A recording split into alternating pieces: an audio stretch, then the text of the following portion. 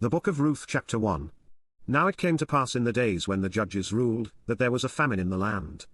And a certain man of Bethlehem Judah went to sojourn in the country of Moab, he, and his wife, and his 2 sons. And the name of the man was Elimelech, and the name of his wife Naomi, and the name of his 2 sons Mahlon and Kilion, Ephrathites of Bethlehem Judah. And they came into the country of Moab, and continued there. And Elimelech Naomi's husband died, and she was left and her 2 sons. And they took them wives of the women of Moab, the name of the one was Orpah, and the name of the other Ruth, and they dwelled there about 10 years.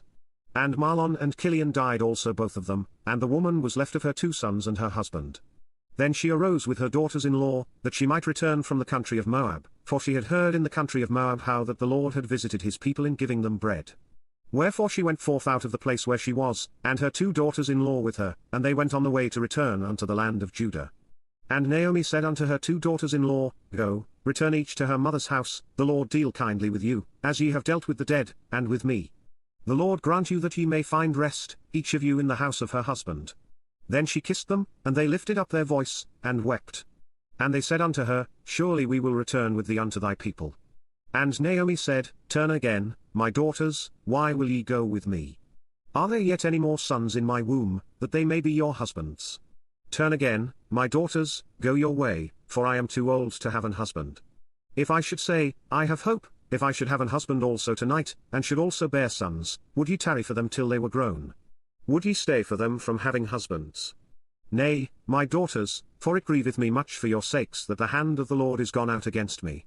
And they lifted up their voice, and wept again, and Orpah kissed her mother-in-law, but Ruth clave unto her.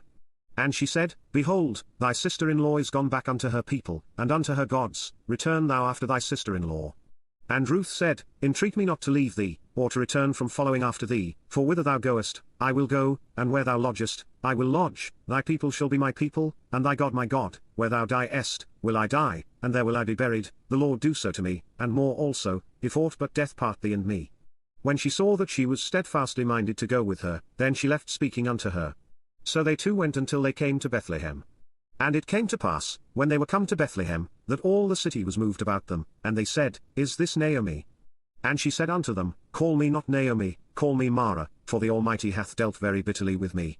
I went out full, and the Lord hath brought me home again empty, why then call ye me Naomi, seeing the Lord hath testified against me, and the Almighty hath afflicted me? So Naomi returned, and Ruth the Moabitess, her daughter-in-law, with her, which returned out of the country of Moab, and they came to Bethlehem in the beginning of barley harvest.